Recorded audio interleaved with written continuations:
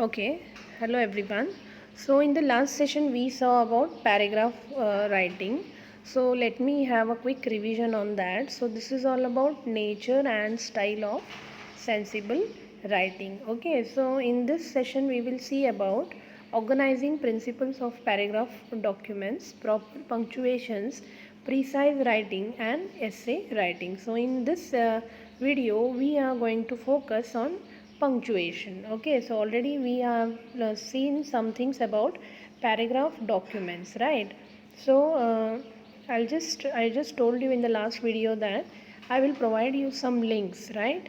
And wherein you can practice some paragraph writing. Okay, so please go through these links, right? And try to make a practice, okay, of paragraph writing.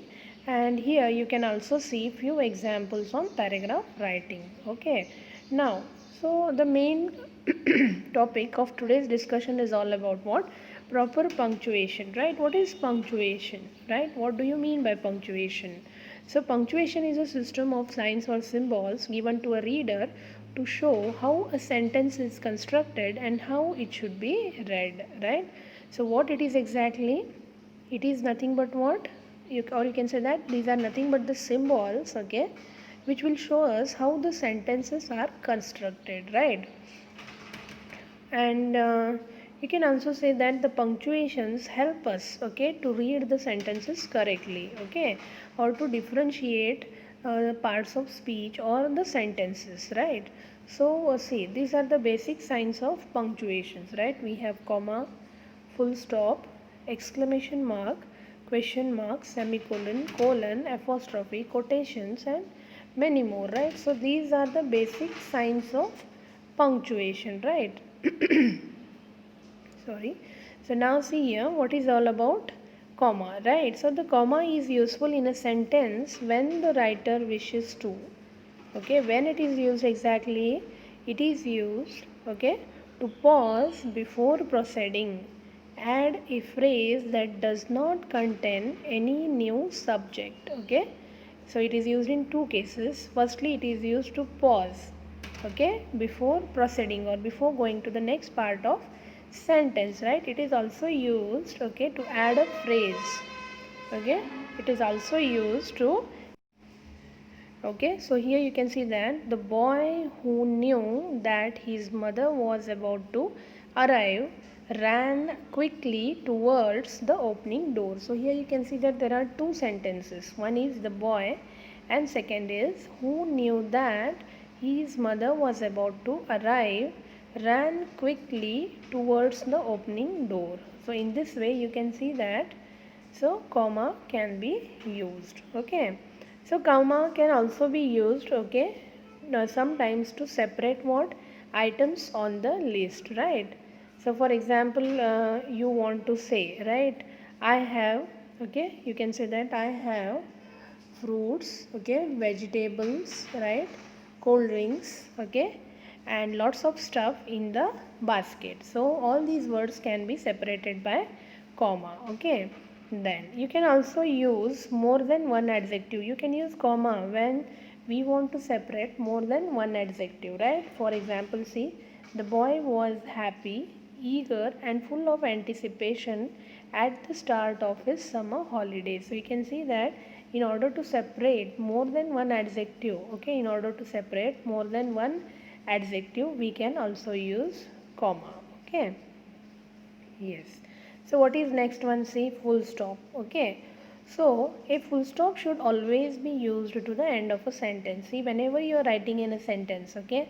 So the basic things that you need to remember is that starting letter of your sentence should be always capital, okay, and the sentence should always be closed with a full stop, right? Another thing, whenever you have any proper nouns in your sentence, obviously you need to use the capital letters over there, right? So these are the very basic punctuations which you need to remember, right? So usually you can see here one another difference that the boy was happy dot dot dot at the start of his summer holiday, right? This is quoted, this sentence is within the quotation mark. You can see that there are three dots and you can see that there is one dot, right? So these three dots are called as what? A series, okay, or ellipses, okay. So why they are used? there is some data or there is some part of speech which is omitted, which is not written, right? Or you can feel that it is not relevant to that, it is not relevant to enter the text over there. So sometimes this type of punctuations can also be used, okay? And you see that at the last it is compulsorily followed by the full stop at the end of the sentence, right? So whenever in exam they will give you a sentence, please read the sentence carefully, right? And after reading the sentence, try to apply all the punctuations, okay? Now see, what is another thing? A single full stop may also be used to indicate the abbreviation of commonly used words as in the following examples, right? Now see this telephone number. So abbreviation form, how you can write TEL.NO, right? So sometimes dot can also be used, okay, to indicate the abbreviations, okay, of commonly used words, right? Is it clear about full stop? Okay. Now we'll go for another, that is exclamation mark, right? An exclamation mark indicates strong feeling within a sentence, right? We always know exclamation is all about indication of a strong feeling such as fear, anger or love. It is also used to accentuate feeling within the written spoken words, right? So here you can see that few examples, okay? Okay, so few examples like help, okay, help, I love you. So what it indicates? It indicates that, okay, yeah, it's a feeling, right? It indicates us some feeling, right? See second one, stop, police. Then third one, ha ha ha. So what are these? These all are nothing but what? The exclamation marks at the end of a sentence, okay?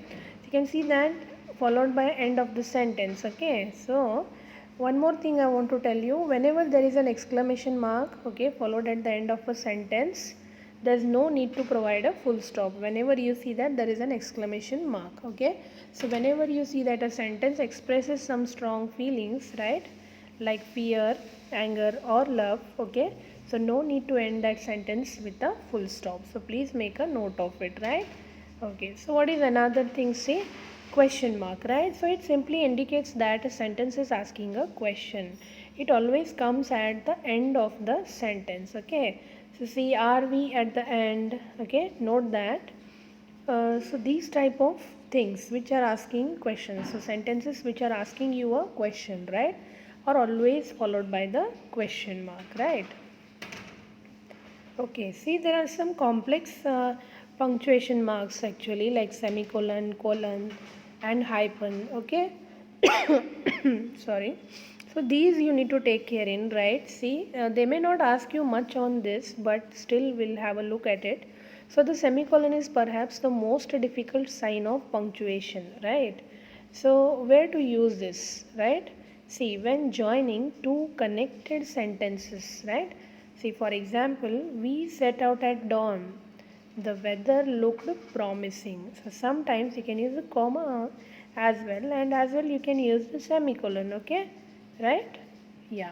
See, another example. It can also be used to assemble the detailed list, right? The conference was attended by delegates from Paris, France, Paris, Texas, London, UK. Yeah. So in this way you can see a set of data, right? A set of list. So at that case also a semicolon can be used. So please guys make a note of each of the example, okay? Then see colon. The colon within a sentence makes a very pointed pause between two phrases. There are two main uses of the colon. It is most commonly used when listing, right? So whenever you list, whenever the data is listed, right? Then see the main thing I want to tell you, apostrophe, right? So apostrophe is sometimes called as inverted comma, right? It has two main uses. One is possession and another is ownership, right? So see first example, the girl's hat was green. So when you find an apostrophe after the girl, what it indicates? It indicates that particular girl, saying that the hat belongs to this particular girl, it is in green color or it was in green color, right? So this shows the reader that the hat belongs to the girl, right? Similarly, see the below sentence, the girls, right? The apostrophe followed after the girls, right? The girls' hats were green. So girls in this instance are plural, right? So that is more than one girl, more than one hat, right? So we are talking about plural things here. We are talking about plural hat, okay, and plural girls. So now all the girls, okay, are having hats which are in green color, right? So in this way, when you use apostrophe, remember that, okay, the girl hat was. So what is was? Do you remember? Am, is, are, okay, then was, where. So all these are for the to be forms which we had already learned. When what can be used with singular and what can be used with plural person. So in this way, right, it will also help you to identify, right? So another example, see, we are going to do this course. So what it indicates?